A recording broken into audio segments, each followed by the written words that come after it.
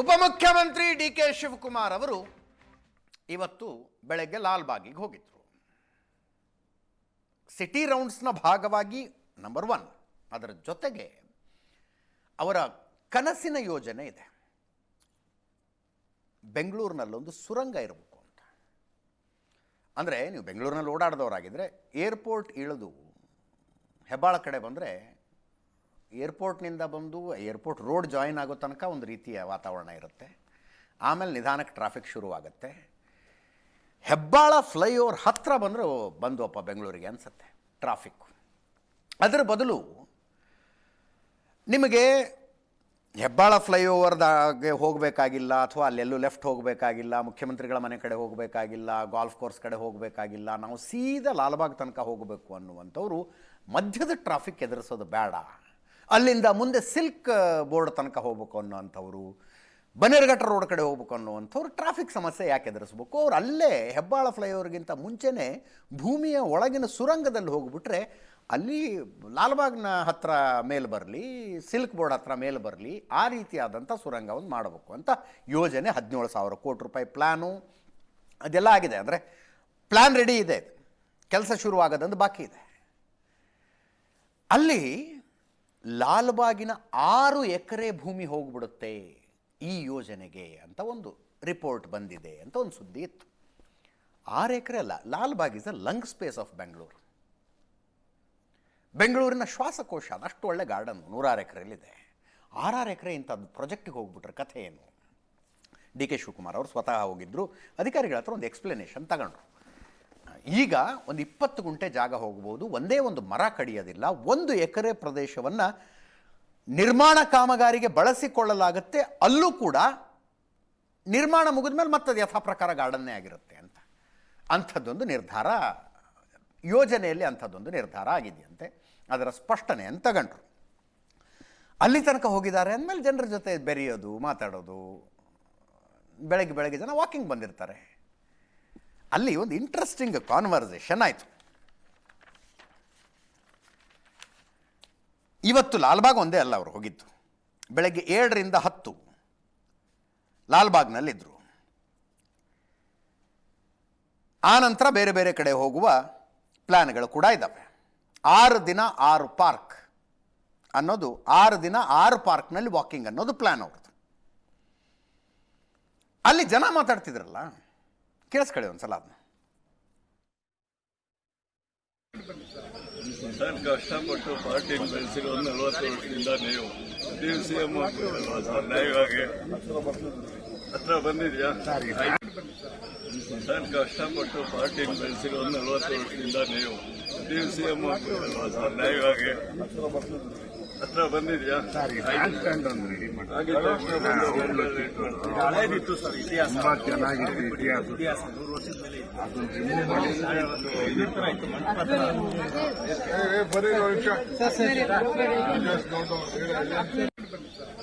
Sir, ಕಷ್ಟಪಟ್ಟು ಪಾರ್ಟಿಯನ್ನು ಬೆಳೆಸಿರೋ 40 ವರ್ಷದಿಂದ ನೀವು ಸಿಎಂ ನ್ಯಾಯವಾಗಿ ಹತ್ರ ಬಂದಿದ್ಯಾ?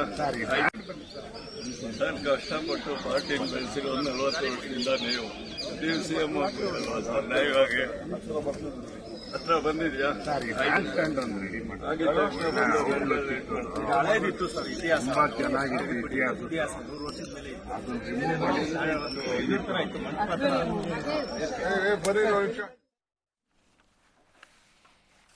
ಇದು ಅಲ್ಲಿದ್ದವ್ರು ಕೇಳಿಸ್ಕೊಂಡ್ರು. ಸಮಯ ಹತ್ತಿರ ಬಂದಿದೆ ಅನ್ನೋ ಥರ ಏನೋ ಡಿ.ಕೆ. ಶಿವಕುಮಾರ್ ಅವರು ಅಂದರು ಅಂತ ಸುದ್ದಿ ಆಯ್ತು. ಅದು ಆಮೇಲೆ ಸ್ಪಷ್ಟನೆಯನ್ನು ಕೊಟ್ಟರು. ಅವರು ಸ್ಪಷ್ಟನೆ ಕೊಟ್ಟರು. ನೀವು ಸಿ ಎಂ ಆಗಬೇಕು ಅಂತ ಕೆಲವರು ಆಸೆ ಪಟ್ಟರು. ಆ ಪೈಕಿ ಒಬ್ಬರು ಹತ್ತಿರ ಬರ್ತಿದೆಯಾ ಸಮಯ ಅಂತ ಕೇಳಿದ್ರು ಅಷ್ಟೇ. ನಾನು ಹತ್ತಿರ ಬರ್ತಿದೆ ಅಂತ ಹೇಳಿದೆ ಅಂತ ತೋರಿಸ್ಬೇಡಿ. ಯಾವ ಅರ್ಜೆಂಟ್ ಇಲ್ಲ, ಹತ್ತಿರ ಬಂದಿದೆ ಅಂತ ನಾನು ಹೇಳಿಲ್ಲ. ನನಗೆ ಗೊತ್ತಿದೆ ನನ್ನ ಡೆಸ್ಟಿನಿ ಏನು ಅಂತ. ನನಗೆ ಭಗವಂತ ಏನು ಅವಕಾಶ ಕೊಟ್ಟಿದ್ದಾನೆ ಗೊತ್ತಿದೆ, ಯಾವಾಗ ಅವಕಾಶ ಕೊಡ್ತಾನೆ ಅನ್ನೋದು ನನಗೆ ಗೊತ್ತಿದೆ. ಜನರಿಗೆ ಉತ್ತಮ ಆಡಳಿತ ಕೊಡಬೇಕು ಅನ್ನೋದೇ ನಮ್ಮ ಉದ್ದೇಶ ಅಂತ ಸ್ಪಷ್ಟೀಕರಣ. ಅದಾದ ನಂತರ ಸಚಿವ ಸಂಪುಟ ವಿಸ್ತರಣೆಯ ವಿಷಯ ಚರ್ಚೆ ಆಗ್ತಿದೆಯಲ್ಲ, ಅದಕ್ಕೂ ಒಂದು ಮಾತು ಅವ್ರು ಹೇಳಿದ್ರು. ಎರಡನ್ನು ಕೇಳಿಸ್ಕೊಳ್ಳಿ. ಮುಖ್ಯಮಂತ್ರಿ ಆಗಬೇಕು ಅಂತೇಳಿ ಕೆಲವರು ರಿಕ್ವೆಸ್ಟ್ ಏನು ಅವರ ಆಸೆ ತಿಳಿದ್ರು. ಹತ್ರ ಬರ್ತಾ ಇದೆ ಅಂತ ಹೇಳಿದ್ರು. ಹತ್ರ ಬರ್ತಾ ಇದೆಯಾ ಅಂತ ಕೇಳಿದ್ರು ಅವರು ಅಷ್ಟೇ. ನೀವು ಅದನ್ನ ನಾನು ಹತ್ರ ಬರ್ತಾ ಇದೆಯಾ ಅಂತ ಹೇಳಿದೆ ಅಂತ ನೀವು ಅದನ್ನ ತಿರುಗಿಸಿ ತೋರ್ಸಕ್ ಹೋಗ್ಬೇಡಿ. ಆಗ್ಲೇ ಡಿ ಕೆ ಶಿವಕುಮಾರ್ ಮುಖ್ಯಮಂತ್ರಿ ಹತ್ರ ಬರ್ತಾ ಇದ್ದಾರೆ. ನಾನು ಯಾವ ಅರ್ಜೆಂಟಲ್ಲೂ ಇಲ್ಲ, ಯಾವ ಹತ್ರ ಬರ್ತಾ ಇದೆ ಅಂತನೂ ನಾನು ಹೇಳಿಲ್ಲ, ಹೇಳ್ಬೇಕಾದ ಅವಶ್ಯಕತೆನೂ ಇಲ್ಲ. I know what is my destiny. ನನಗೆ ಭಗವಂತ ಏನು ಅವಕಾಶ ಕೊಟ್ಟಿದ್ದಾನೆ ಅಂತ ಗೊತ್ತಿದೆ, ಯಾವಾಗ ಅವಕಾಶ ಕೊಡ್ತಾರೆ ಅನ್ನೋದು ಗೊತ್ತಿದೆ. ಉತ್ತಮವಾದಂತ ಆಡಳಿತ ಕೊಡಬೇಕು. ಆ ದೃಷ್ಟಿಯಿಂದ ಬೆಳಗ್ಗೆ ಸಾಯಂಕಾಲ ನಾನು ತಿರುಗ್ತಾ ಇದ್ದೀನಿ. ಯಾವ ಕ್ಯಾಬಿನೆಟ್ ಇಲ್ಲ, ಯಾವ ಅಧಿಕಾರನೂ ಇಲ್ಲ, ಏನೂ ಇಲ್ಲ. ಸುಮ್ಮನೆ ನಿಮ್ಮ ಮಾಧ್ಯಮದ ಗಾಳಿ ಸುದ್ದಿ, ಯಾರು ಮಾತು ಕಟ್ಕೊಂಡು ಗಾಳಿ ಸುದ್ದಿ ಮಾಡ್ತಾ ಇದೀವಿ. ನಾನು ಮಾಡಬೇಕು, ಚೀಫ್ ಮಿನಿಸ್ಟರ್ ಮಾಡಬೇಕು. ನಾವಿಬ್ರು ಮಾಡಿದ ಹೋದ್ಮೇಲೆ ಇನ್ನೇನಿದೆ ಅಲ್ಲಿ? ಸುಮ್ಮನೆ ಕೆಲವರೆಲ್ಲ ಅರ್ಜೆಂಟಲ್ಲಿ ಇರೋರು ಮೀಡಿಯಾಲೆಲ್ಲ ಹೆಸರುಗಳು ಕೊಟ್ಬಿಟ್ಟು ಪಾಪ ಅವರೆಲ್ಲರ ಮನೆ ಬಾಗಿಲಿಗೂ ತಿರ್ತಾ ಇರ್ತಾರೆ. ಅದಕ್ಕೆಲ್ಲ ಅವಕಾಶ ಇಲ್ಲ. ಅವೆಲ್ಲ ಹೈಕಮಾಂಡ್, ಏನೇ ಇದ್ರು ಹೈಕಮಾಂಡ್. ಡಿ ಕೆ ಶಿವಕುಮಾರ್ ಅವರ ರಣತಂತ್ರವನ್ನು ನೋಡಿದ್ರೆ, ಅಂದರೆ ಸುಮ್ಮನಿರುವುದೇ ರಣತಂತ್ರ ಅವ್ರದ್ದು, ಏನು ಮಾಡದೇ ಇರುವುದೇ ರಣತಂತ್ರ. ಅದನ್ನು ನೋಡಿದ್ರೆ ಕ್ಯಾಬಿನೆಟ್ ವಿಸ್ತರಣೆ ಇಲ್ಲ, ಕ್ಯಾಬಿನೆಟ್ ರೀಶಫಲ್ ಇಲ್ಲ ಅಂತ ಹೇಳಿದ್ದೇ ಆಶ್ಚರ್ಯ ನನಗೆ. ಅದನ್ನು ಹೇಳೋರಲ್ಲ. ನೆನ್ನೆ ತನಕ ಏನಂತಿದ್ರು ಅವರು, ಅದು ಚೀಫ್ ಮಿನಿಸ್ಟರ್ ಪ್ರೆರಾಗೇಟಿವು, ಸಚಿವ ಸಂಪುಟ. ನಾನು ಕರೆದು ಕೇಳಿದ್ರೆ, ಏನಾದ್ರು ಹೇಳಿದ್ರೆ ನಾನು ಕೇಳ್ತೀನಿ, ನನ್ನ ಸಲಹೆ ಕೇಳಿದ್ರೆ ಕೊಡ್ತೀನಿ ಅಂತಿದ್ರಷ್ಟೇ. ಇವತ್ತು ಯಾಕೋ ಒಂದು ಹೆಜ್ಜೆ ಮುಂದೆ ಹೋಗಿ ಯಾವ ಕ್ಯಾಬಿನೆಟ್ ರೀಶಫಲ್ಲೂ ಇಲ್ಲ, ಏನೂ ಇಲ್ಲ, ಕೆಲವು ಆಕಾಂಕ್ಷಿಗಳು ಮೀಡಿಯಾಗಳಿಗೆ ಪಟ್ಟಿ ಕೊಡ್ತಿದ್ದಾರೆ ಅಂತ ಹೇಳಿದ್ರು. ಡಿ ಕೆ ಶಿವಕುಮಾರ್ ಅವರ ರಣತಂತ್ರ ಅನ್ನಲ್ಲ ನೋಡಿ. ಆ ಮಾತಿಗೆ ಲಾಲ್ಬಾಗ್ನಲ್ಲಿ ನಡೆದಂಥ ಘಟನೆಗೆ ಸ್ಪಷ್ಟೀಕರಣ ಕೊಡಬೇಕಾದ ಅವಶ್ಯಕತೆಯೇ ಇರಲಿಲ್ಲ ಅವರು. ಆದರೆ ಅಪ್ಪಿ ತಪ್ಪಿ ಕೂಡ, ಈವನ್ ಬೈ ಮಿಸ್ಟೇಕ್, ಸರ್ಕಾರಕ್ಕೆ ಮುಜುಗರವಾಗುವಂಥ ಒಂದೇ ಒಂದು ಹೇಳಿಕೆ ನನ್ನಿಂದ ಬಂದಿಲ್ಲ ಅನ್ನುವ ಮೆಸೇಜನ್ನು ಅವರು ದಿಲ್ಲಿ ಕನ್ವೆ ಮಾಡಬೇಕು. ಅಧಿಕಾರ ಹಸ್ತಾಂತರದ ವಿಷಯ ಮಾತಾಡೋದಿಲ್ಲ. We have some understanding, I am waiting for that day ಅಂತ ದೆಹಲಿಯಲ್ಲಿ ಕೂತ್ಕೊಂಡು ಒಂದು ನ್ಯಾಷನಲ್ ಚಾನಲ್ಲಿಗೆ ಮಾತನಾಡಿದ್ದೆ ಕೊನೆ. ಅದಾದ ನಂತರ ಪಾರ್ಟಿ ಲೈನನ್ನು ನಾನು ಯಾವ ಕಾರಣಕ್ಕೂ ಕ್ರಾಸ್ ಮಾಡೋದಿಲ್ಲ ಅಂತ ಭೀಷ್ಮ ಪ್ರತಿಜ್ಞೆ ಮಾಡಿ ಕೂತ್ಕೊಂಡ್ಬಿಟ್ಟಿದ್ದಾರೆ ಡಿ ಕೆ ಶಿವಕುಮಾರ್ ಅವರು. ಭೀಷ್ಮ ಪ್ರತಿಜ್ಞೆ. ಅದರ್ವೈಸ್ ಸ್ಪಷ್ಟೀಕರಣ ಕೊಡಬೇಕಾಗಿರಲಿಲ್ಲ ಅವರು. ಕಾಲ ಹತ್ರ ಬಂದಿದೆ ಅಂತೆಲ್ಲ ನಾನು ಹೇಳಿಲ್ಲಪ್ಪ ಅಂತ. ಹಿಂದೆ ಸಮಯ ಸಂದರ್ಭಕ್ಕೆ ಅನುಸಾರವಾಗಿ ನಮಸ್ತೆ ಸದಾವತ್ಸಲೆ ಮಾತೃಭೂಮಿಯನ್ನು ಸೆಷನ್ನಲ್ಲಿ ಹೇಳಿದರು ಅವರು. ಮಾರನೇ ದಿವಸ ಕರೆದು ಅದಕ್ಕೂ ಸ್ಪಷ್ಟೀಕರಣ ಕೊಟ್ಟರು. ಅವಶ್ಯಕತೆ ಇರಲಿಲ್ಲ ಸ್ಪಷ್ಟೀಕರಣ. ಅವರು ನಮಸ್ತೆ ಸದಾವತ್ಸಲೆ RSSನ ಗೀತೆಯನ್ನು ಹಾಡಿದ ಕಾಂಟೆಕ್ಸ್ಟನ್ನು ನೋಡಿದ್ರೆ, ಸಂದರ್ಭವನ್ನು ನೋಡಿದ್ರೆ ವಿವಾದ ಆಗುವಂಥದ್ದೇ ಇರಲಿಲ್ಲ. ಆದರೂ ಕರೆದು ಯಾವುದಕ್ಕೂ ಬೇಡ ಅಂತ ಒಂದು ಸ್ಪಷ್ಟೀಕರಣ. ಈಗ ಕ್ಯಾಬಿನೆಟ್ ರೀಶಫಲ್ ಅನ್ನೋ ವಿಷಯ ಬರೋದಕ್ಕೆ ಅವರ ಬೆಂಬಲಿಗರು ಜೊತೆಗಿರೋರು ಅದು ಹೋಗಿ ಕೇಳ್ತಾರಂತೆ. ಈ ಅಣ್ಣ ಅಂದರೆ ಅವರು ಹಂಗೆ ಹೇಳ್ತಿರ್ತಾರೋ, ಏನು ಅವ್ರು ಹಂಗಂದ್ರು, ಇವ್ರು ಹಿಂಗಂದ್ರು, ನಾವೇನು ಮಾಡಬೇಕು, ನೀವು ಸುಮ್ಮನೆ ಕೂತ್ಕೊಂಡ್ಬಿಟ್ಟಿದ್ದೀರಲ್ಲ ಅಂತ. ಅವ್ರು ಹೇಳ್ತಾರೆ, ಯಾರ ಹತ್ರ ಮಾತಾಡಬೇಕು, ಎಲ್ಲಿ ಮಾತಾಡಬೇಕು ನನಗೆ ಸ್ಪಷ್ಟವಾಗಿ ಗೊತ್ತಿದೆ, ನೀವು ಸುಮ್ಮನಿರಿ ಸಾಕು ಅಂತಾರಂತವ್ರು. ನೀವು ಸುಮ್ಮನಿದ್ರೆ ನನಗೆ ಅಷ್ಟೇ ಪುಣ್ಯ ಅಂತ. ಅಲ್ಲಿಗೆ ಡಿ ಕೆ ಶಿವಕುಮಾರ್ ಅವರಿಂದ ಪ್ರಸಕ್ತ ರಾಜಕಾರಣದ ಬಗ್ಗೆ ಒಂದೇ ಒಂದು ಹೆಡ್ಲೈನ್ ಆಗುವಂಥ ಹೇಳಿಕೆಯನ್ನು ಹೇಳಿಸುವುದಕ್ಕೆ ಪತ್ರಕರ್ತರಿಗೆ ಆಗೋದಿಲ್ಲ ಅಂತ ಅರ್ಥ. ಅದು ನನ್ನನ್ನು ಯಾರೂ ಕೆರಳಿಸೋದಕ್ಕಾಗೋದಿಲ್ಲ, ನಾನು ಯಾವ ಕಾರಣಕ್ಕೂ ಕೆರಳಲ್ಲ. ನವೆಂಬರ್ ಎಂಡ್ ತನಕ ನಾನು ಡಿಸ್ಟರ್ಬ್ ಆಗೋದಿಲ್ಲ. ನಾನು ಎಲ್ಲಿ ಏನು ಮಾತಾಡಬೇಕೋ ಗೊತ್ತಿದೆ, ಅಲ್ಲಿ ಮಾತಾಡ್ತೀನಿ. ಅಲ್ಲಿವರೆಗೂ ಪ್ಲೀಸ್ ನೀವು ಸುಮ್ಮನಿದ್ರೆ ಅಷ್ಟೇ ಸಾಕು ಅಂತ ತಮ್ಮ ಬೆಂಬಲಿಗರನ್ನು ನಿಲ್ಲಿಸ್ಕೊಂಡು ಹೇಳಿದ್ದಾರೆ. ತಮ್ಮ ಬೆಂಬಲಿಗರಿಗೆ ಹೇಳಿರುವಂಥ ಮಾತಿದು. ಇದಕ್ಕೆ ಡಿ ಕೆ ಶಿವಕುಮಾರ್ ಅವರನ್ನು ಕೆರಳಿಸಿ ಏನಾದರೂ ಹೇಳಿಸಬಹುದಾ ಅನ್ನುವ ಪ್ರಯತ್ನದಲ್ಲಿ ಇನ್ನೊಂದು ಬಣ ಇದೆ. ಸಚಿವ ಸಂಪುಟ ಪುನರ್ರಚನೆ ಅನ್ನುವಂಥದ್ದು ಡಿ ಕೆ ಶಿವಕುಮಾರ್ಗೆ ಬೇಡದೇ ಇರುವ ವಿಷಯ. ಅದಾಗಬಾರ್ದು ಅವ್ರ ಪ್ರಕಾರ. ನನ್ನ ಕೈಗೆ ಅಧಿಕಾರ ಬಂದ ಮೇಲೆ ನನಗೆ ಬೇಕಾದಂಥ ಸಚಿವ ಸಂಪುಟವನ್ನು ನಾನು ಮಾಡ್ಕೊಳ್ತೀನಿ ಅನ್ನೋ ಮನಸ್ಥಿತಿಯಲ್ಲಿದ್ದಾರೆ ಅವರು. ಅಂಥ ಸಂದರ್ಭದಲ್ಲಿ ಕ್ಯಾಬಿನೆಟ್ ರೀಶಫಲ್ ಆಗುತ್ತೆ, 15 ಜನ ಕೈ ಬಿಡ್ತಾರೆ. ಮುಖ್ಯಮಂತ್ರಿಗಳ ತಂಡದವರು ರಾಜ್ಯದಾದ್ಯಂತ ಸರ್ವೆ ಮಾಡಿಸ್ತಿದ್ದಾರೆ. ಪರ್ಫಾರ್ಮೆನ್ಸ್ ರಿವ್ಯೂ ಆಗ್ತಾ ಇದೆ ಮಂತ್ರಿಗಳದು ಅನ್ನುವ ಸುದ್ದಿಗಳು ಡಿ ಕೆ ಶಿವಕುಮಾರ್ಗೆ ಸಿಟ್ಟು ತರಿಸುತ್ತೆ. ಬಟ್ ಅವ್ರು ಸಿಟ್ಟು ತೋರಿಸ್ಕೊತಾ ಇಲ್ಲ.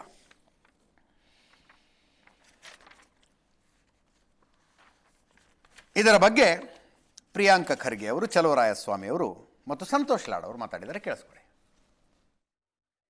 ಹಾದಿ ಬೀದಿಯಲ್ಲಿ ಶಾಸಕರುಗಳು ಮಾತಾಡ್ತಿದ್ದಾರೆ, ಇದೆಲ್ಲದೂ ಕೂಡ ಎಕ್ಸಾಕ್ಟ್ಲಿ ನೀವು ಹೇಳ್ತಾ ಇರೋದೇ ನಾನು ಹೇಳ್ತಾ ಇರೋದಲ್ವಾ. ಹಾದಿ ಬೀದಿನಲ್ಲಿ ಮಾತಾಡಿದ್ರೆ ಅದಕ್ಕೆ ಮಾನ್ಯತೆ ಕೊಡೋದಿಲ್ಲ. ಮಾಧ್ಯಮ ಮುಂದೆ ಬಂದು ನಾನು ಮಾತಾಡಿದ್ರೆ ಅದಕ್ಕೆ ಮಾನ್ಯತೆ ಇಲ್ಲ. ಹೈಕಮಾಂಡ್ ಯಾರು? ಖರ್ಗೆ ಸಾಹೇಬ್ರು ಹೇಳ್ಬೇಕು, ರಾಹುಲ್ ಗಾಂಧಿ ಅವ್ರು ಹೇಳ್ಬೇಕು, ಸೋನಿಯಾ ಗಾಂಧಿ ಅವ್ರು ಹೇಳ್ಬೇಕು. ಅವರು ನಂತರ ಬಂದು ಹಿಂಗೆಲ್ಲ ಮಾತಾಡ್ಕೊಂಡು ಹೋದ್ರೆ ಹೈಕಮಾಂಡ್ ಯಾವಾಗ ಮಾತಾಡ್ಬೇಕು ಅವಾಗ ಮಾತಾಡ್ತಾರೆ. ಹೈಕಮಾಂಡ್ ಉತ್ತರ ಕೊಡುತ್ತೆ ಅಂತ ಹೇಳ್ತಾರೆ. ಉತ್ತರ ಯಾವಾಗ ಕೊಡ್ಬೇಕು, ಮಧ್ಯಪ್ರವೇಶ ಯಾವಾಗ ಮಾಡ್ಬೇಕು ಮಾಡ್ತಾರೆ. ಈಗ ಆಗ್ಲೇ ನೋಟಿಸ್ ಕೊಟ್ಟು ಸಾಕಷ್ಟು ಜನರಿಗೆ ಇದು ಮಾಡ್ತಾರೆ. ಸಿಎಂ ಡಿನ್ನರ್ ಮೀಟಿಂಗ್ ಬಗ್ಗೆ ಸಾಕಷ್ಟು ಚರ್ಚೆ ಆಗ್ತಾ ಇದೆ ಸರ್. ಕ್ಯಾಬಿನೆಟ್ ರಿಶಫಲ್ ಆಗೋ ಹಿನ್ನೆಲೆಯಲ್ಲಿ ನೋಡಿ ಇವ್ರೆ ಸಾಹೇಬ್ರು ಕರೆಸ್ತಾರೆ, ನಾಟಿ ಕೋಳಿ ತಿನ್ನಿಸ್ತಾರೆ. ನಮ್ಮ ಕಡೆ ನಾಟಿ ಕೋಳಿ ಮಾಡೋದಿಲ್ಲ. CM ಸಾಹೇಬ್ರು ಕರೆದ್ರೆ ನಾವು ಹೋಗ್ಬಿಟ್ಟು ನಾವು ಅದು ಸೌದ್ಬಿಟ್ಟು ಬರ್ತೀವಿ.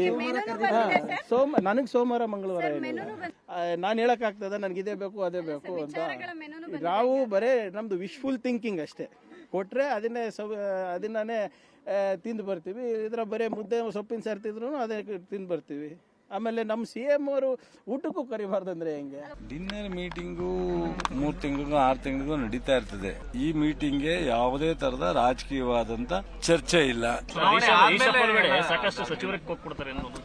ಸರಿ ರೀ, 2.5 ವರ್ಷ ಬಹಳಷ್ಟು ಜನ 136 ಜನನು ಮಂತ್ರಿ ಆಗ್ಬೇಕು ಅಂತಿದ್ದಾರೆ. 138 ಜನನು, ಅದ್ರಲ್ಲಿ 34 ಜನ ಆಗವ್ರೆ.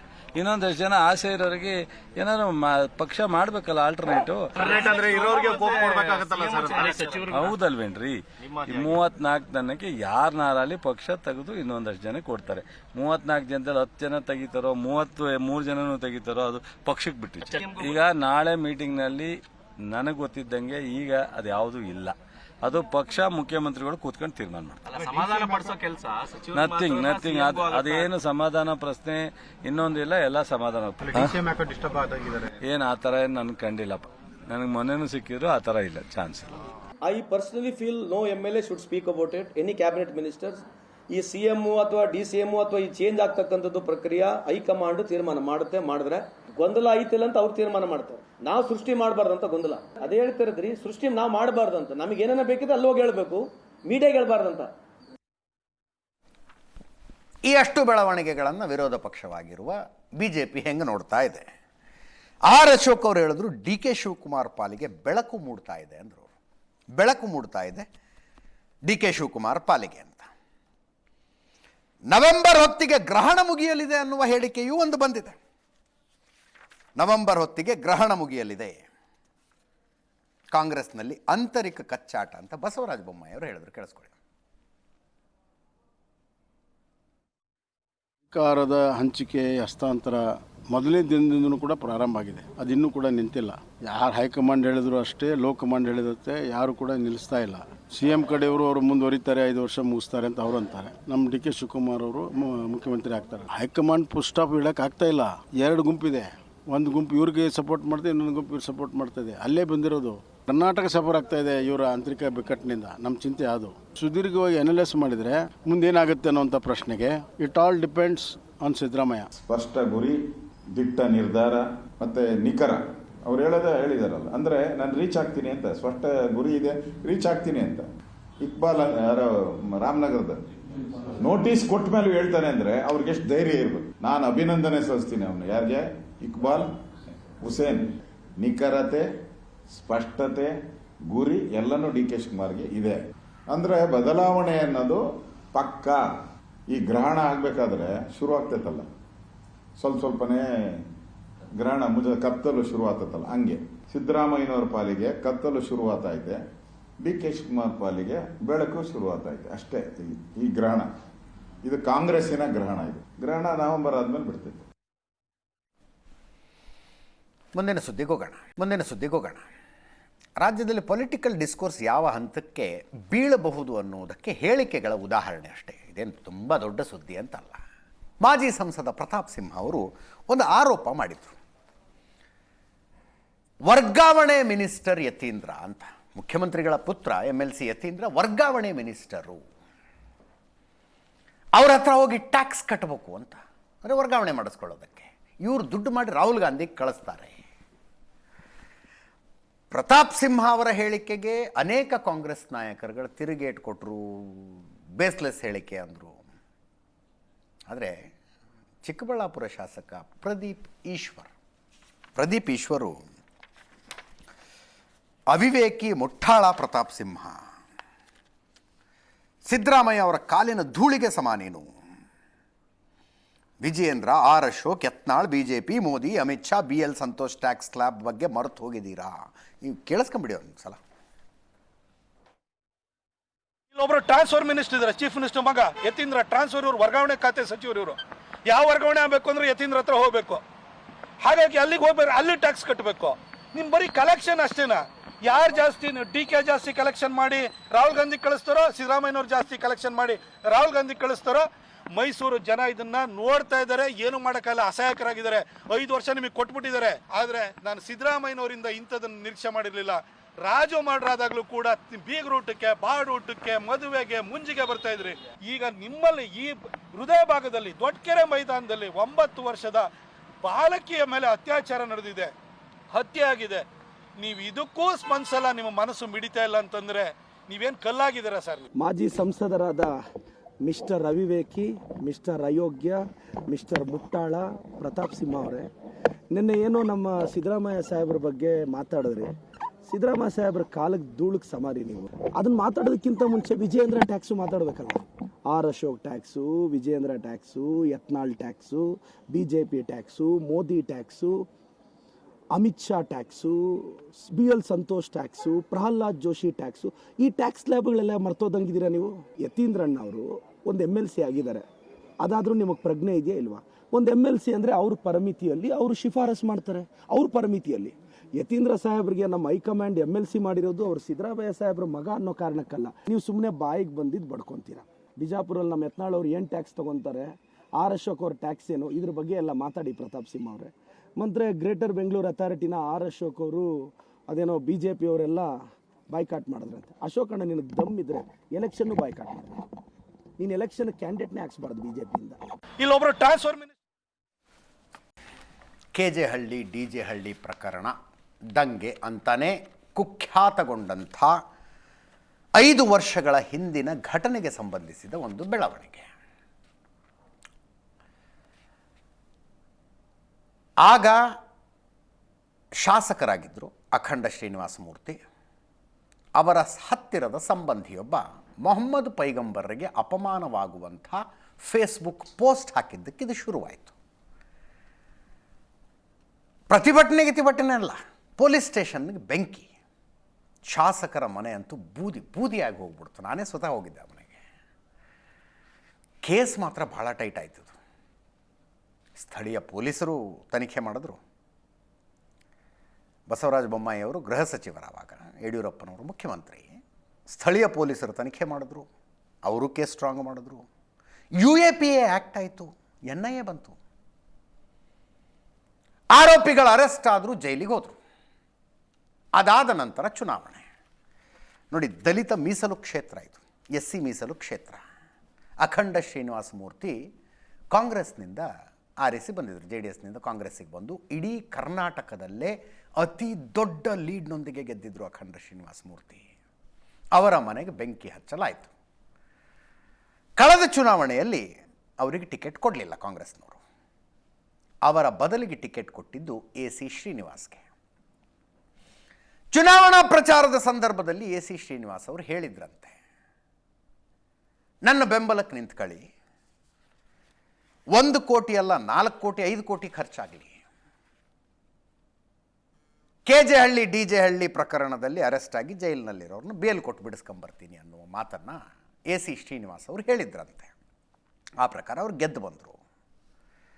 ಮೊನ್ನೆ 2 ಆರೋಪಿಗಳಿಗೆ ಬೇಲಾಯಿತು. 2 ಆರೋಪಿಗಳಿಗೆ ಬೇಲಾಯಿತು. ಅದು ಏನು ಸುಪ್ರೀಂ ಕೋರ್ಟ್ನಲ್ಲಿ.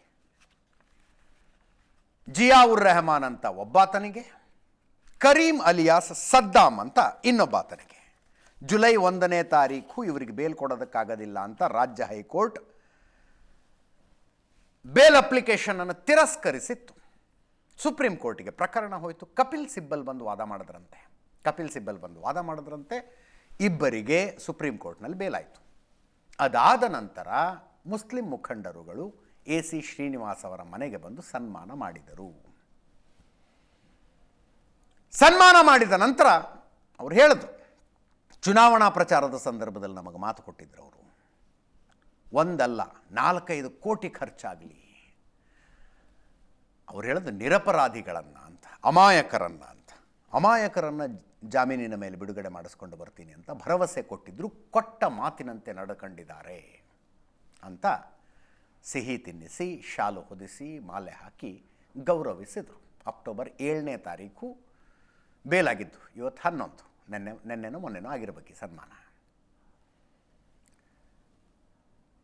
ಒಂದು ಮಾತು ಸ್ಪಷ್ಟಪಡಿಸ್ತೀನಿ, ನಮ್ಮ ಕಾನೂನು ಹೇಳುತ್ತೆ bail is a right, jail is an exception ಅಂತ. 5 ವರ್ಷದಿಂದ ಜೈಲಿನಲ್ಲಿದ್ದಾರೆ ಇವರು. ಪ್ರಾಸಿಕ್ಯೂಷನ್ ಕಡೆಯಿಂದ ಗಟ್ಟಿಯಾದ ಸಾಕ್ಷ್ಯಗಳಿಲ್ಲದ ಹೊರತು 5 ವರ್ಷ ಪ್ರಕರಣದ ಆರೋಪಿಗಳು ಜೈಲಿನಲ್ಲಿರೋದಕ್ಕಾಗೋದಿಲ್ಲ. ಅಂದರೆ ಪ್ರಾಸಿಕ್ಯೂಷನ್ ಅಷ್ಟು ಗಟ್ಟಿಯಾಗಿ ಸಾಕ್ಷ್ಯಗಳನ್ನು ಕೊಟ್ಟು ನಡೆಸ್ಕೊಂಡು ಬಂದಿದೆ. ಕಾನೂನಿನಲ್ಲಿರುವ ಅವಕಾಶ ಜಾಮೀನು ಕೇಳುವಂಥದ್ದು, ಜಾಮೀನು ಕೇಳಿದ್ದಾರೆ, ಬಡದಾಡಿದ್ದಾರೆ, ಎಲ್ಲ ಕೋರ್ಟ್ಗಳಿಗೆ ಹೋಗಿದ್ದಾರೆ. ಅಂತಿಮವಾಗಿ ಈ ದೇಶದ ಸುಪ್ರೀಂ ಕೋರ್ಟ್ ಜಾಮೀನು ಕೊಟ್ಟಿದೆ. ಆದರೆ 1 ಕೋಟಿ ಅಲ್ಲ 4-5 ಕೋಟಿ ಖರ್ಚಾಗಿದ್ದು ಹೌದಾ ಅನ್ನೋ ಪ್ರಶ್ನೆ. ಆ ಪ್ರಶ್ನೆಗೆ ಕಾರಣ ಹೇಳಿಕೆ. ಸಾದಿಕ್ ಪಾಷಾ ಮಾತಾಡ್ತಾರೆ, ಕೇಳಿಸ್ಕೊಳ್ಳಿ.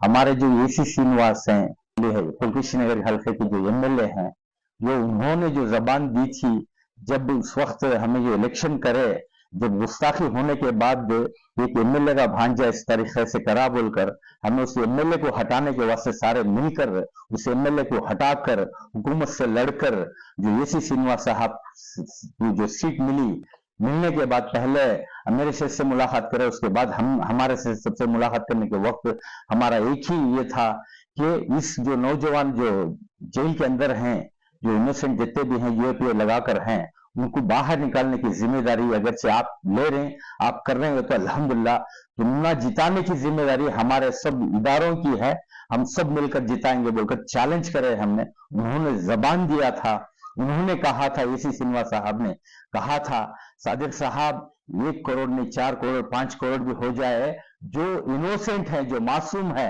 उनको निकालने के लिए हमें खर्च करने के लिए तैयार हूं बोलकर साथ थे। अल्हम्दुलिल्लाह हमें बहुत पसंद आई। लेकिन आज जो सुप्रीम कोर्ट में जो बिल होकर है उसमें जो रहा सबसे बड़ा हाथ कपिल सिब्बल साहब का भी रहा और जो वकाला हजरत जो हमारे कर्नाटक के हैं उनका भी रहा। ಯಾವ ಗ್ರೌಂಡ್ಸ್ ಮೇಲೆ ಇಬ್ಬರಿಗೆ ಜಾಮೀನು ಸಿಕ್ಕಿದೆಯೋ ಇದೇ ಗ್ರೌಂಡ್ಸ್ ಮೇಲೆ ಉಳಿದವರೆಲ್ಲರಿಗೂ ಜಾಮೀನು ಸಿಗುತ್ತೆ ಅನ್ನುವ ಭರವಸೆಯಲ್ಲಿ ಮುಸ್ಲಿಂ ಮುಖಂಡರುಗಳು ಇದ್ದಾರೆ. ಕಾನೂನು ಅದನ್ನು ನೋಡಿಕೊಳ್ಳುತ್ತೆ. ಆದರೆ ಆವತ್ತಿನ ಭರವಸೆ ಇವತ್ತು ಈಡೇರಿಸಿದ್ದು, ಆ ವಿಷಯ ನಿಮ್ಮ ಗಮನಕ್ಕೆ ತರಬೇಕಾಗಿದ್ದು ಮುಖ್ಯ ಅನ್ನಿಸ್ತು, ತಂದಿದ್ದೀನಿ.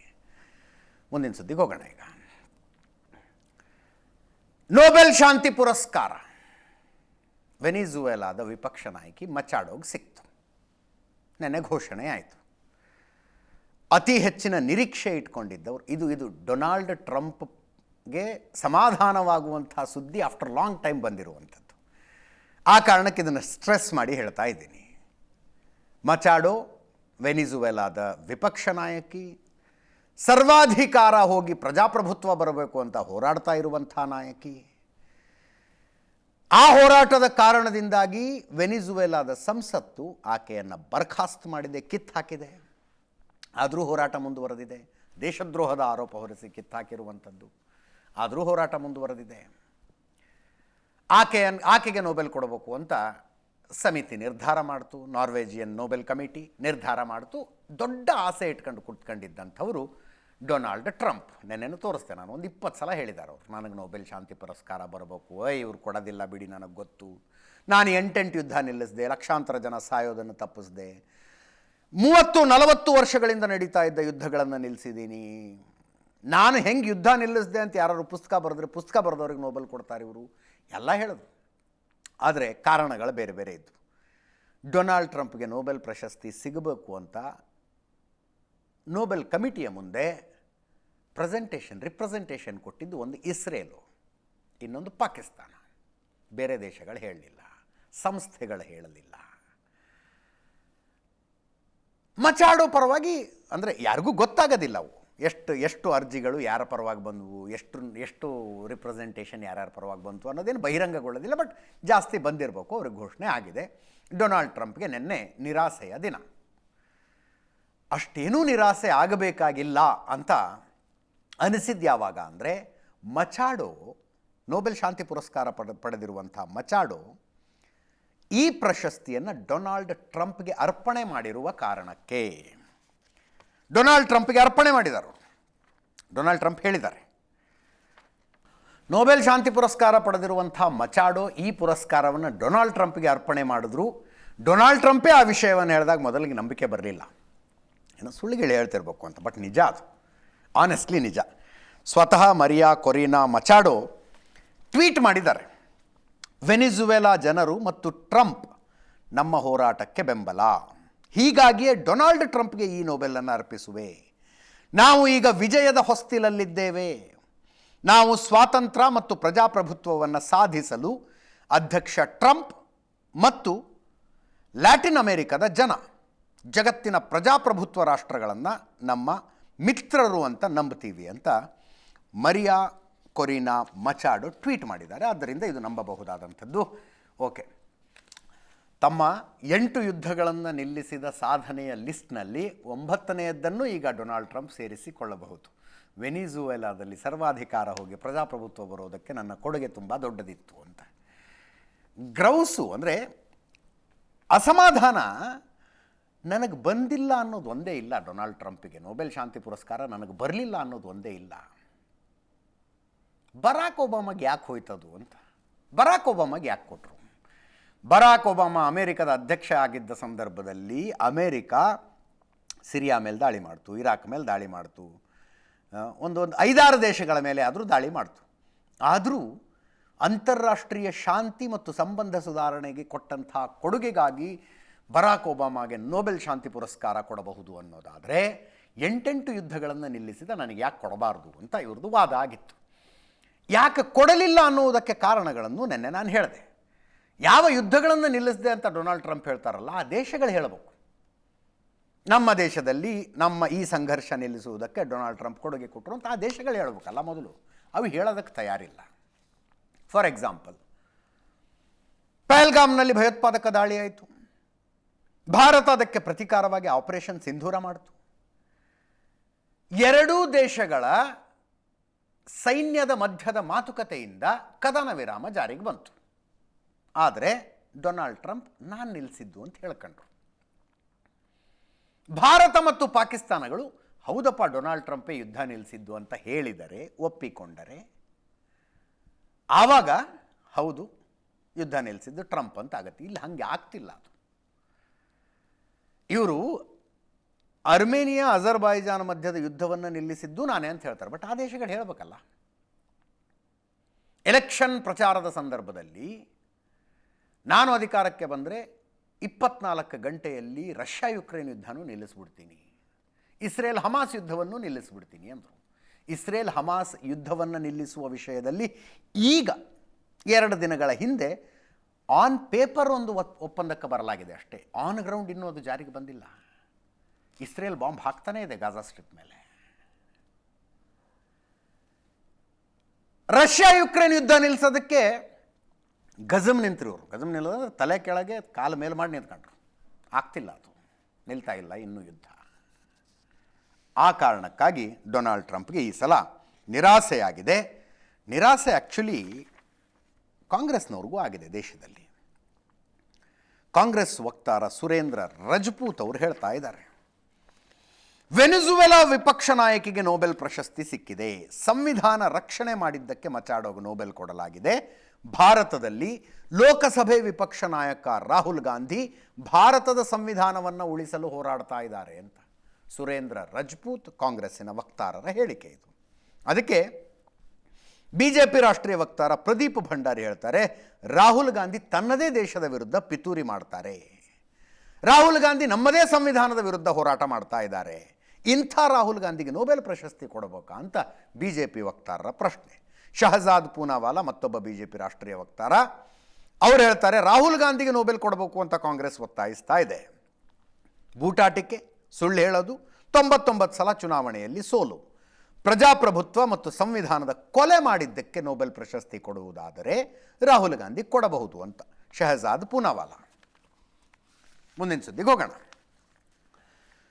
ಅಫ್ಘಾನಿಸ್ತಾನದ ವಿದೇಶಾಂಗ ಸಚಿವರು ಭಾರತಕ್ಕೆ ಬಂದಿದ್ದಾರೆ. 8 ದಿನಗಳ ಪ್ರವಾಸ. 2021 ನಂತರ, ಅಂದರೆ ಅಮೇರಿಕಾ ತನ್ನ ಸೈನ್ಯವನ್ನು ಅಫ್ಘಾನಿಸ್ತಾನದಿಂದ ವಾಪಸ್ ತಗೊಂಡು ಹೋದ ನಂತರ ತಾಲಿಬಾನ್ ಸರ್ಕಾರ ಆಡಳಿತಕ್ಕೆ ಬಂತು. ಅದಾದ ಮೇಲೆ ಮೊದಲನೇ ಸಲ ಭಾರತ ಮತ್ತು ಅಫ್ಘಾನಿಸ್ತಾನಗಳ ಮಧ್ಯದಲ್ಲಿ ದ್ವಿಪಕ್ಷೀಯ ಮಾತುಕತೆ ಅನ್ನೋದೊಂದು ನಡೀತಾ ಇದೆ. ಒಂದು 5 ಒಪ್ಪಂದಕ್ಕೆ ಬರಲಾಗಿದೆ. They are all in favour of India. ಅದರ ಬಗ್ಗೆ ಎರಡನೇ ಮಾತೇ ಇಲ್ಲ. ಆದರೆ ನಾನು ನೆನ್ನೆನೂ ಹೇಳಿದೆ, ಭಾರತದ ವಿದೇಶಾಂಗ ಸಚಿವರು ಅಫ್ಘಾನಿಸ್ತಾನದ ವಿದೇಶಾಂಗ ಸಚಿವರ ಜೊತೆ ಕೈ ಕುಲುಕಿದರು ಅನ್ನುವುದಷ್ಟೇ ಅಲ್ಲ ಈ ಸುದ್ದಿ. ಅಲ್ಲಿ ಸರ್ಕಾರ ಇರೋದು ತಾಲಿಬಾನ್ದು. ಇಂಥದ್ದೊಂದು ಕೈ ಕುಲುಕುವ ಸ್ಥಿತಿಗೆ ಸಂಬಂಧ ಬಂದಿದೆ ಅಂತಂದರೆ ಅದು ಭಾರತಕ್ಕೆ ಫೇವರೇಬಲ್ ಆ್ಯಸ್ ಆಫ್ ನೌ. ಆದರೆ ತಾಲಿಬಾನ್ ಅಲ್ಲಿ ಮಾಡ್ತಾ ಇರೋದನ್ನೆಲ್ಲ ನಾವು ಒಪ್ಕೊಂಡ್ವಿ ಅಂತಲ್ಲ. ಒಪ್ಕೊಳ್ಳಬಾರದು. ಇದೇ ತಾಲಿಬಾನ್ ಬಾಮಿಯಾನನ ಬುದ್ಧನ ಮೂರ್ತಿಗಳಿಗೆ ರಾಕೆಟ್ ಇಟ್ಟು ಉಡಾಯಿಸ್ತು. ಅಫ್ಘಾನಿಸ್ತಾನದಲ್ಲಿ ಹೆಣ್ಣು ಮಕ್ಕಳ ಜೀವನ ಏನಾಗಿದೆ? ಅಲ್ಲಿನ ತಾಲಿಬಾನಿ ಸರ್ಕಾರದ ರಿಸ್ಟ್ರಿಕ್ಷನ್ಗಳ ಪಟ್ಟಿ ಹೇಳ್ತೀನಿ ನಾನು ನಿಮಗೆ. ಅದೆಲ್ಲದಕ್ಕೂ ಈ ಸಂಬಂಧ ಏನು ಒಪ್ಪಿಗೆಯ ಮುದ್ರೆ ಒತ್ತದಂಗೆ ಆಗಬಾರ್ದು. ಇವತ್ತು ಯಾಕೆ ಈ ಸುದ್ದಿ ಯಾಕೆ ಬಂತು ಅಂದರೆ, ತಾಲಿಬಾನಿ ಸರ್ಕಾರದ ಅಫ್ಘಾನಿಸ್ತಾನದ ವಿದೇಶಾಂಗ ಸಚಿವರು ದೆಹಲಿಗೆ ಬಂದಾಗ ಒಂದು ಪತ್ರಿಕಾಗೋಷ್ಠಿ ಮಾಡಿದ್ರು.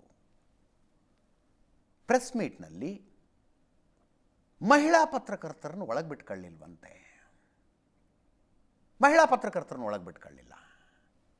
ಪತ್ರಿಕಾಗೋಷ್ಠಿ ನಡೆದಿದ್ದಲ್ಲಿ ಅಫ್ಘಾನಿಸ್ತಾನ ಎಂಬೆಸಿಯಲ್ಲಿ, ಅಫ್ಘಾನಿಸ್ತಾನದ ರಾಯಭಾರ ಕಚೇರಿಯಲ್ಲಿ. ಪತ್ರಿಕಾಗೋಷ್ಠಿ ಇದೆ ಅಂದರೆ ಆಯಾ ಚಾನಲ್ನಿಂದ ಪೇಪರ್ಗಳಿಂದ ಹೋಗ್ತಾರೆ ಪತ್ರಕರ್ತರು. ಅವ್ರ ಜೊತೆಗೆ ಹೆಣ್ಣುಮಕ್ಕಳು ಇರ್ತಾರೆ. ಹೆಣ್ಣು ಮಕ್ಕಳನ್ನು ಒಳಗೆ ಬಿಡಲಿಲ್ಲ ಅಂತಲ್ಲಿ ದೊಡ್ಡ ಚರ್ಚೆ ಆಗ್ತಾ ಇದೆ. ಅದು ನಯನಿಮಾ ಬಸು ಹಿರಿಯ ಪತ್ರಕರ್ತೆ ಹೇಳ್ತಾರೆ, ನಿನ್ನೆ ದೆಹಲಿಯಲ್ಲಿ ತಾಲಿಬಾನ್ ವಿದೇಶಾಂಗ ಸಚಿವರಿಂದ ಪತ್ರಿಕಾಗೋಷ್ಠಿ ಆಯಿತು. ಈ ವೇಳೆ ಉದ್ದೇಶಪೂರ್ವಕವಾಗಿ ಮಹಿಳಾ ಪತ್ರಕರ್ತರಿಗೆ ತಡೆ ನೀಡಿದ್ರು. ನಮ್ಮ ರಾಷ್ಟ್ರ ರಾಜಧಾನಿಯಲ್ಲಿ ಇದಕ್ಕೆ ಅನುಮತಿಯಾದರೂ ಸಿಕ್ಕಿದ್ದು ಹೇಗೆ? ಈ ಮಹಿಳಾ ಅಗೌರವಕ್ಕೆ ಅನುಮೋದನೆಯನ್ನು ನೀಡಿದವರು ಯಾರು ಅಂತ ಪತ್ರಕರ್ತೆಯೊಬ್ಬರು ಕೇಳ್ತಾ ಇರೋ ಪ್ರಶ್ನೆ ಇದು. ಪ್ರಿಯಾಂಕಾ ಗಾಂಧಿ ಟ್ವೀಟ್ ಮಾಡಿದ್ದಾರೆ, ಮೋದಿಯವರೇ ದಯವಿಟ್ಟು ಅಫ್ಘಾನ್ ಸಚಿವರ ಸುದ್ದಿಗೋಷ್ಠಿಯಿಂದ ಮಹಿಳಾ ಪತ್ರಕರ್ತರನ್ನು ಹೊರಗಿಟ್ಟ ಬಗ್ಗೆ ತಮ್ಮ ನಿಲುವನ್ನು ಸ್ಪಷ್ಟಪಡಿಸಿ. ರಾಹುಲ್ ಗಾಂಧಿ ಅವರದ್ದು ಸ್ಟೇಟ್ಮೆಂಟ್, ನಮ್ಮ ದೇಶದ ಪ್ರತಿಯೊಂದು ಕ್ಷೇತ್ರದಲ್ಲೂ ಮಹಿಳೆಯರಿಗೆ ಸಮಾನ ಹಕ್ಕಿದೆ. ಆದರೆ ನಿನ್ನೆ ಅಫ್ಘಾನ್ ಸಚಿವರ ಸುದ್ದಿಗೋಷ್ಠಿಗೆ ಮಹಿಳೆಯರಿಗೆ ತಡೆ ನೀಡಿದರು. ಮಹಿಳೆಯರ ಈ ಹಕ್ಕಿನ ಮೇಲೆ ಬೇರೊಬ್ಬರು ದಾಳಿ ಮಾಡಿದ್ದು ನೋಡಿಯೂ ಪ್ರಧಾನಿ ನರೇಂದ್ರ ಮೋದಿ ಸುಮ್ಮನಿರುವುದು ಅವರ ದೌರ್ಬಲ್ಯಕ್ಕೆ ಸಾಕ್ಷಿ. ರಾಹುಲ್ ಗಾಂಧಿಯವರ ಹೇಳಿಕೆ. ಮಹಿಳಾ ಪತ್ರಕರ್ತರನ್ನು ಅಫ್ಘಾನಿಸ್ತಾನದ ವಿದೇಶಾಂಗ ಸಚಿವರ ಪತ್ರಿಕಾಗೋಷ್ಠಿಗೆ ಒಳಗೆ ಬಿಡಲಿಲ್ಲ.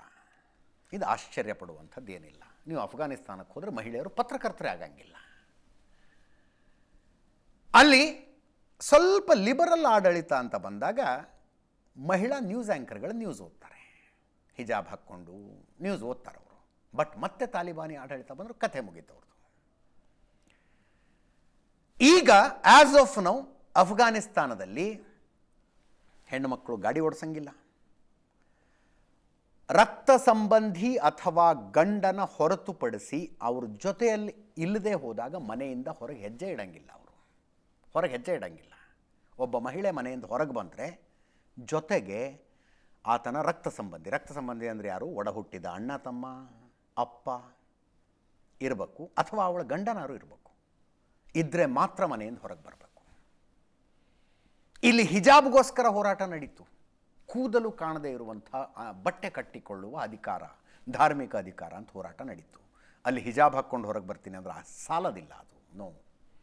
ನಕಾಬ್ ನೋ, ಪರ್ದಾ ಮಾಡಬೇಕಲ್ಲಿ. ನಕಾಬ್ ಅಂದರೆ ಬುರ್ಖಾ ಅಲ್ಲ, ಅದು ಸಾಕಾಗೋದಿಲ್ಲ. ಪರ್ದಾ ಅಂದರೆ ಕಣ್ಣು ಕೂಡ ಕಾಣಿಸಬಾರ್ದು ಮಹಿಳೆಯದ್ದು ಹೊರಗಡೆ, ಮುಂಗೈ ಮತ್ತು ಕಾಲುಗಳು ಕೂಡ ಕಾಣಿಸಬಾರ್ದು. ತಾಲಿಬಾನ್ ಆಡಳಿತದ ನಿಯಮ ಅದು. ಇವರು ಅಧಿಕಾರಕ್ಕೆ ಬಂದ ನಂತರ ಅಫ್ಘಾನಿಸ್ತಾನದಲ್ಲಿದ್ದ ಅಷ್ಟು ಬ್ಯೂಟಿ ಪಾರ್ಲರ್ಗಳನ್ನು ಬಂದ್ ಮಾಡಿದ್ರು. ಬ್ಯೂಟಿ ಪಾರ್ಲರ್ಗಳು ಅಫ್ಘಾನಿಸ್ತಾನದಲ್ಲಿ ಅಮ್ಯೂಸ್ಮೆಂಟ್ ಪಾರ್ಕ್ಗಳು ಇದ್ದಾವೆ ಅನ್ನೋದು ನನಗೆ ಆಶ್ಚರ್ಯ. ಇದ್ದಾವೆ ಅಲ್ಲಿ. ಅವುಗಳಿಗೆ ಹೆಣ್ಣು ಮಕ್ಕಳ ಪ್ರವೇಶವನ್ನು ತಾಲಿಬಾನ್ ನಿಷೇಧಿಸಿತು. ಹೆಣ್ಣು ಮಕ್ಕಳು ಬರಂಗಿಲ್ಲ ಅದಕ್ಕಂತ ಹೇಳ್ತು. ಸಾರ್ವಜನಿಕ ವಲಯದಲ್ಲಿ ಎಲ್ಲೂ ನೌಕರಿ ಮಾಡಂಗಿಲ್ಲ ಹೆಣ್ಣುಮಕ್ಕಳು. NGOಗಳಲ್ಲಿ ನೌಕರಿ ಮಾಡಂಗಿಲ್ಲ. ಹೆಣ್ಣ ಮಕ್ಕಳು ಕೆಲಸ ಮಾಡಬಹುದಾದ ಏಕೈಕ ಕ್ಷೇತ್ರ ಅಂದರೆ ವೈದ್ಯಕೀಯ ಕ್ಷೇತ್ರ. ಹಾಸ್ಪಿಟಲ್ನಲ್ಲಿ ಕೆಲಸ ಮಾಡಬಹುದು. ಅದು ಏನು, ಮಹಿಳೆಯರ ಜೊತೆಗೆ ಮಾತ್ರ ಕೆಲಸ ಇರಬೇಕು ಅವ್ರದ್ದು, ಪುರುಷರ ಜೊತೆಗಿರಹಂಗಿಲ್ಲ.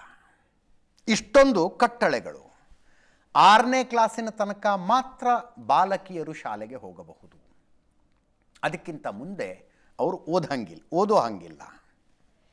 12 ವರ್ಷಗಳಾಗ್ತಾ ಇದ್ದಂತೆ ಶಾಲೆ ಬಿಟ್ಟು ಮನೇಲಿ ಕೂತ್ಕೋಬೇಕು. ಜಿಮ್ಮು, ಫಿಟ್ನೆಸ್ ಕೇಂದ್ರಗಳು ಮಹಿಳೆಯರಿಗಾಗಿಯೇ ಇದ್ವಲ್ಲಿ. ಅವುಗಳನ್ನೆಲ್ಲ ತಾಲಿಬಾನಿ ಸರ್ಕಾರ ಬಂದ್ ಮಾಡಿಸ್ತು. ಕಾಬೂಲ್ನಲ್ಲೇ 100ಕ್ಕೂ ಹೆಚ್ಚು ಬ್ಯೂಟಿ ಪಾರ್ಲರ್ಗಳಿದ್ವು. ತಾಲಿಬಾನಿ ಸರ್ಕಾರ ಬಂದ ಮೇಲೆ ಅವೆಲ್ಲವನ್ನು ನಿಲ್ಲಿಸ್ತು.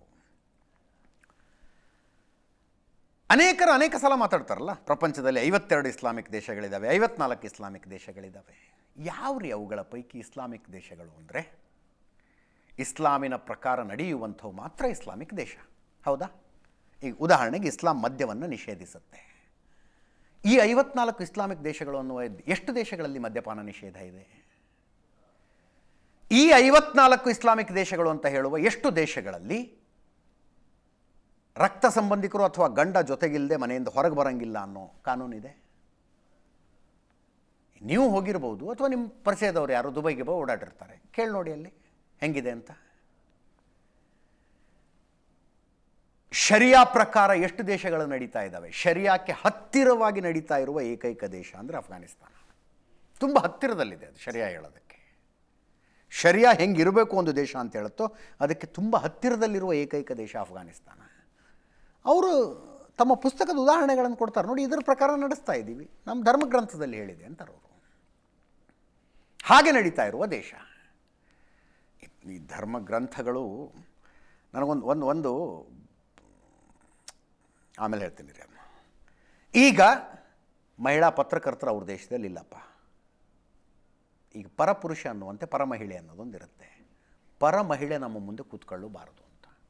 ಇದನ್ನು ನಾವು ಅನೇಕ ಕಡೆಗಳಲ್ಲಿ ನೋಡ್ತೀವಿ. ಭಾರತ ಪ್ರಜಾಪ್ರಭುತ್ವ ದೇಶ. ಈ ಭಾರತದಲ್ಲಿ ನಡೆಯುವ ಇಸ್ಲಾಮಿಕ್ ಧಾರ್ಮಿಕ ಕಾರ್ಯಕ್ರಮಗಳ ವೇದಿಕೆಗಳ ಮೇಲೆ ಹೆಣ್ಮಕ್ಳನ್ನು ತೋರಿಸಿ ನಮಗೆ ನೋಡೋಣ. ಇತ್ತೀಚೆಗಾಯ್ತಲ್ಲ, ಮೊಹಮ್ಮದ್ ಪೈಗಂಬರರ ಹುಟ್ಟುಹಬ್ಬದ ನಿಮಿತ್ತವಾಗಿ ಪ್ಯಾಲೇಸ್ ಗ್ರೌಂಡಲ್ಲಿ ಕಾರ್ಯಕ್ರಮ ಆಯಿತು. ಸಿದ್ದರಾಮಯ್ಯನವರು ಹೋಗಿ ಸನ್ಮಾನ ಸ್ವೀಕರಿಸಿ ಮಾತಾಡಿದ್ರು. ಇದು ಶಾಂತಿ ಧರ್ಮ, ಅದು ಇದು ಮಾತಾಡಿದ್ರು ಅವರು. ವೇದಿಕೆ ಮೇಲೆ ಒಬ್ಬ ಹೆಣ್ಣು ಮಗಳಿದ್ರ. ಬುಕ್ಕರ್ ಪ್ರಶಸ್ತಿ ತಂದು ಕೊಡುವ ಮೂಲಕ ಕರ್ನಾಟಕಕ್ಕೆ ಅತಿ ದೊಡ್ಡ ಗೌರವವನ್ನು ಇತ್ತೀಚಿನ ದಿನಮಾನಗಳಲ್ಲಿ, ಇತ್ತೀಚಿನ ವರ್ಷಗಳಲ್ಲಿ ಕೊಟ್ಟಂಥವರು ಬಾನು ಮುಷ್ತಾಕ್ ಅವರು. ಬಾನು ಮುಷ್ತಾಕ್ ಅವ್ರಿಗೊಂದು ಸನ್ಮಾನ ಅಲ್ಲೂ ಆಗಬಹುದಾಗಿತ್ತು. ದಸರಾ ಉದ್ಘಾಟನೆ ಮಾಡುವ ಗೌರವವನ್ನು ಬಾನು ಮುಷ್ತಾಕರಿಗೆ ಕೊಟ್ಟಂತೆ ಅಂಥದ್ದೊಂದು ಧಾರ್ಮಿಕ ಸಭೆಯಲ್ಲಿ ಬಾನು ಮುಷ್ತಾಕರನ್ನು ಕರೆದು ಗೌರವಿಸಬಹುದಾಗಿತ್ತು. ಆಗೋದಿಲ್ಲ ಅದು ಹಾಗೆ. ಏಕೆಂದರೆ ಧರ್ಮದ ಕಟ್ಟಳೆಗಳಿರ್ತವೆ. ನಾನು ಜಾಕಿರ್ ನಾಯಕದ್ದು ಒಂದು ವಿಡಿಯೋ ನೋಡ್ತಾ ಇದ್ದೆ. ಏನೋ ಅಕಾಡೆಮಿಕ್ಸ್ನಲ್ಲಿ ಚೆನ್ನಾಗಿ ಓದಿದ ಬಾಲಕಿಯರಿಗೆ ಇವ್ರ ಹತ್ರ ಪ್ರಶಸ್ತಿ ಕೊಡಿಸ್ತಾ ಇದ್ರು. ಜಾಕಿರ್ ನಾಯಕ್ ಎದ್ದು ನಿಂತು ಬೈದು ಬಿಡ್ತಾರೆ, ಇದು ಯಾಕೆ ಧರ್ಮ ಹಾಳು ಮಾಡ್ತಾ ಇದ್ದೀರಿ ನೀವು ಹೆಣ್ಣು ಮಕ್ಕಳನ್ನ ವೇದಿಕೆಯ ಮೇಲೆ ಕರೆದು ಅಂತ. ಅಂದರೆ ಸಾಧ್ಯ ಆದಷ್ಟು ಸರಿಯಾಗಿ ಹತ್ತಿರದಲ್ಲಿರುವ ಪ್ರಯತ್ನವನ್ನು ಅವರು ಮಾಡ್ತಾರೆ. ಅದನ್ನು ಬಹಳ ಕಟ್ಟುನಿಟ್ಟಾಗಿ ಅಫ್ಘಾನಿಸ್ತಾನವನ್ನು ಆಳುವವರು ಮಾಡ್ತಾರೆ. ಇಲ್ಲಿ ಪ್ರಶ್ನೆ ಮಾಡಿದ್ರಲ್ಲ, ಅಂದರೆ ಒಳಗೆ ಬಿಟ್ಕೊಳ್ಳಿಲ್ಲ, ಇದ್ಯಾಕೆ ದಿಲ್ಲಿಲಿ ಹಿಂಗಾಯಿತು, ಇದು ಯಾಕೆ ಹಿಂಗೆ ಅನ್ನೋದನ್ನು ಅವ್ರು ಅರ್ಥ ಮಾಡ್ಕೋಬೇಕಷ್ಟೆ. ಹಿಂಗೆ ಯಾಕೆ ಅನ್ನೋದನ್ನು ಅರ್ಥ ಮಾಡ್ಕೋಬೇಕು. ಉಡುಪಿಯಲ್ಲಿ ಹಿಜಾಬ್ನ ಗಲಾಟೆ ಆದಾಗ ಹಿಜಾಬ್ನ ಪರವಾಗಿ ನಿಂತಂಥವರು ಅಫ್ಘಾನಿಸ್ತಾನದಲ್ಲಿ ಅದು ಯಾಕೆ ಹಂಗಾಗ್ತಿದೆ ಅನ್ನೋದನ್ನು ಅರ್ಥ ಮಾಡ್ಕೋಬೇಕು ಅಂತ ಭಾರತ ಸರ್ಕಾರದ ಒಂದು ಸ್ಪಷ್ಟೀಕರಣ ಇದೆ. ಏನು? ನಿಯಮದ ಪ್ರಕಾರ ನಮ್ಮ ದೇಶದಲ್ಲಿ ಅಥವಾ ಯಾವುದೇ ದೇಶದಲ್ಲಿ ಒಂದು ದೇಶದ ರಾಯಭಾರ ಕಚೇರಿ ಇದೆ ಅಂದರೆ ಆ ರಾಯಭಾರ ಕಚೇರಿಯ ಒಳಗೆ, ಈಗ ಉದಾಹರಣೆಗೆ ಅಫ್ಘಾನಿಸ್ತಾನದ ರಾಯಭಾರ ಕಚೇರಿ ದೆಹಲಿಯಲ್ಲಿ ಇದೆಯಪ್ಪ, ನಮ್ಮ ದೇಶದ ಕಾನೂನುಗಳು ಆ ರಾಯಭಾರ ಕಚೇರಿ ಒಳಗೆ ಅಪ್ಲೈ ಆಗೋದಿಲ್ಲ. ಅಪ್ಲೈ ಆಗೋದಿಲ್ಲ ಅಲ್ಲಿ. ರಾಯಭಾರ ಕಚೇರಿಯೊಳಗೊಬ್ಬ ವ್ಯಕ್ತಿ ಇದ್ದಾನೆ, ಅವನೊಬ್ಬ ಕ್ರಿಮಿನಲ್ಲು, ಪೊಲೀಸರು ಹೋಗಿ ವಾರಂಟ್ ಹಿಡ್ಕೊಂಡು ಹೋಗಿ ನಾವು ಅರೆಸ್ಟ್ ಮಾಡ್ಕೊಂಡು ಹಂಗಾಗೋದಿಲ್ಲ ಅದು. ಅಲ್ಲಿ ಅವರ ಕಾನೂನು ನಡೆಯುತ್ತೆ. ಎನಿ ದೇಶ, ಈಗ ಭಾರತದ ರಾಯಭಾರ ಕಚೇರಿ ಪಾಕಿಸ್ತಾನದಲ್ಲಿದೆ ಅಂದರೆ ನಮ್ಮ ರಾಯಭಾರ ಕಚೇರಿಯಲ್ಲಿ ಪಾಕಿಸ್ತಾನದ ಕಾನೂನುಗಳ ಅನ್ವಯ ಆಗೋದಿಲ್ಲ. ಅದಕ್ಕೆ ವಿದೇಶಾಂಗ ಇಲಾಖೆಯಿಂದ ಒಂದು ಸ್ಪಷ್ಟೀಕರಣ. ಅಫ್ಘಾನ್ ಸಚಿವರ ಸುದ್ದಿಗೋಷ್ಠಿಯಲ್ಲಿ ನಮ್ಮ ಪಾತ್ರ ಇಲ್ಲ. ಅಫ್ಘಾನ್ ಎಂಬಸಿ ಭಾರತ ಸರ್ಕಾರದ ವ್ಯಾಪ್ತಿಗೆ ಒಳಪಡಲ್ಲ. ಅಫ್ಘಾನ್ ವಿದೇಶಾಂಗ ಸಚಿವರ ಮೇಲೆ ಒತ್ತಡ ಹೇರೋದಕ್ಕೆ ಆಗೋದಿಲ್ಲ ಅಂತ ವಿದೇಶಾಂಗ ಇಲಾಖೆ ಒಂದು ಸ್ಪಷ್ಟೀಕರಣವನ್ನು ಕೊಟ್ಟಿದೆ. ಇವೆಲ್ಲ ಸೂಪರ್ಫಿಷಿಯಲ್ ಆಗಿ ಮಾತಾಡಬಾರ್ದು. ಮಾತಾಡೋದಿದ್ದರೆ ವಿಷಯವನ್ನು ಸಂಪೂರ್ಣವಾಗಿ ತಿಳ್ಕೊಂಡು ಮಾತಾಡಬೇಕಷ್ಟೇ ನಾನು ಹೇಳ್ತಾ ಇರೋದು. ಈ ವಿಷಯದಲ್ಲಿ ಸುಮ್ಮನೆ ನನಗೊಂದು ಆಶ್ಚರ್ಯ ಅಂತಾಗೋದು, ನಿತ್ಯಾನಂದ ಸ್ವಾಮಿ ಇದ್ನಲ್ಲ, ಬಿಡದಿ ಆಶ್ರಮ, ಆತನ ಫಾಲೋವರ್ಸಿಗೆ ನಿಯಮ ಎಷ್ಟಿತ್ತು ಬ್ರಹ್ಮಚರ್ಯದ ವಿಷಯದಲ್ಲಿ ಅಂದರೆ, ಗಂಡು ಮತ್ತು ಹೆಣ್ಣು ಮಾತನಾಡುವಾಗ ಪರಸ್ಪರರ ಪಾದ ನೋಡ್ಕೊಂಡು ಮಾತಾಡಬೇಕು ಅಂತ ನಿಯಮ ಹಾಕಿದ್ನಂತೆ ನಿತ್ಯಾನಂದ. ಪರಸ್ಪರರ ಪಾದ ನೋಡ್ಕೊಂಡೇ ಮಾತಾಡಬೇಕು ಅಂತ. ಅಂದರೆ ನೀನು ಮೇಲ್ಗಡೆ ನೋಡಿದ್ರೆ, ಮುಖ ನೋಡಿದ್ರೆ ಮನಸ್ಸು ಚಂಚಲಿತಗೊಳ್ಳಬಹುದು. ಆ ಕಾರಣಕ್ಕೆ ನೀನು ಮಹಿಳೆಯನ್ನು ಮುಖಕ್ಕೆ ಮುಖ ಕೊಟ್ಟು ಮಾತಾಡೋಂಗಿಲ್ಲ, ಪುರುಷನಿಗೆ ಮಹಿಳೆ ಮುಖಕ್ಕೆ ಮುಖ ಕೊಟ್ಟು ಮಾತಾಡೋಂಗಿಲ್ಲ, ಪಾದ ನೋಡ್ಕೊಂಡು ಮಾತಾಡಬೇಕು ಅಂತ ನಿಯಮ ಇತ್ತಂತೆ. ಯಾರು ಪುರುಷ ಮಹಿಳೆಯನ್ನು ಅಥವಾ ಮಹಿಳೆ ಪುರುಷರನ್ನು ಹೀಗೆ ಮುಖಕ್ಕೆ ಮುಖ ಕೊಟ್ಟು ಕಣ್ಣಿಗೆ ಕಣ್ಣು ಕೊಟ್ಟು ಮಾತನಾಡೋದು ನೋಡಿದ್ರೆ ನಿತ್ಯಾನಂದ ಕೋಲಲ್ಲಿ ಬಡಿತಿದ್ನಂತೆ. ನನಗೆ ಆರಂಭದಲ್ಲಿ ಏನು ಕಟ್ಟುನಿಟ್ಟಿನ ಬ್ರಹ್ಮಚರ್ಯ ಇಪ್ಪ ಇದು ಅನ್ನಿಸ್ತಿತ್ತು. ಆದರೆ ನಿತ್ಯಾನಂದನೇ ಲಗಾಟಿ ಹೊಡೆದು ವಿಡಿಯೋ ಬಂದುಬಿಡ್ತಲ್ಲ, ಆವಾಗ ಅಲ್ಲೆಲ್ಲೆಲ್ಲೆಲ್ಲೆಲ್ಲೆ ಅನ್ನಿಸ್ತು ನನಗೆ. ಇದನ್ನ ಯಾಕೆ ಹೇಳಿದೆ ಅನ್ನೋದು ನಿಮ್ಗೆ ಅರ್ಥ ಆಗಿದ್ದರೆ ಒಳ್ಳೆಯದು. ಮುಂದಿನ ಸುದ್ದಿಗೆ ಹೋಗೋಣ. ಕೇಂದ್ರ ಗೃಹ ಸಚಿವ ಅಮಿತ್ ಶಾ ಅವರು ಒಂದು ಕಾನ್ಕ್ಲೇವ್ನಲ್ಲಿ ಮಾತನಾಡಿರುವ ವಿಷಯ. ದೆಹಲಿಯಲ್ಲಿ ಒಂದು ಸಂವಾದ ನಡೆಯಿತು. ಭಾರತದಲ್ಲಿ ಮುಸ್ಲಿಮರ ಜನಸಂಖ್ಯೆ ಹೆಚ್ಚಾಗುವುದಕ್ಕೆ ಒಳನುಸುಳುವಿಕೆ ಕಾರಣ ಅಂತಂದರು. ದೆಹಲಿಯಲ್ಲಿ ದೈನಿಕ್ ಜಾಗರಣ ಮಾಜಿ ಪ್ರಧಾನ ಸಂಪಾದಕ ನರೇಂದ್ರ ಮೋಹನ್ ಅವರ ಸ್ಮರಣಾರ್ಥ ಆಯೋಜಿಸಿದ್ದ ಕಾನ್ಕ್ಲೇವ್ ಇದು. ಒಳನುಸುಳುವಿಕೆ, ಜನಸಂಖ್ಯಾ ಬದಲಾವಣೆ ಮತ್ತು ಪ್ರಜಾಪ್ರಭುತ್ವ, ಈ ವಿಷಯದ ಬಗ್ಗೆ ಒಂದು ಉಪನ್ಯಾಸ ಇತ್ತು. ಒಂದು ಸಲ ಕೇಳಿಸ್ಕೊಳ್ಳಿ ಅಮಿತ್ ಶಾ ಅವರು ಏನು ಹೇಳಿದ್ದಾರೆ. ಇದರೊಂದಿಗೆ ಇವತ್ತಿನ ನ್ಯೂಸ್ ಅವರ್ ಮುಗಿಸ್ತಾ ಇದ್ದೀನಿ. ನೇರ ದಿಟ್ಟ ನಿರಂತರ ಸುದ್ದಿಗಾಗಿ ನೋಡ್ತಾ ಇರಿ ಏಷ್ಯಾನೆಟ್ ಸುವರ್ಣ ನ್ಯೂಸ್.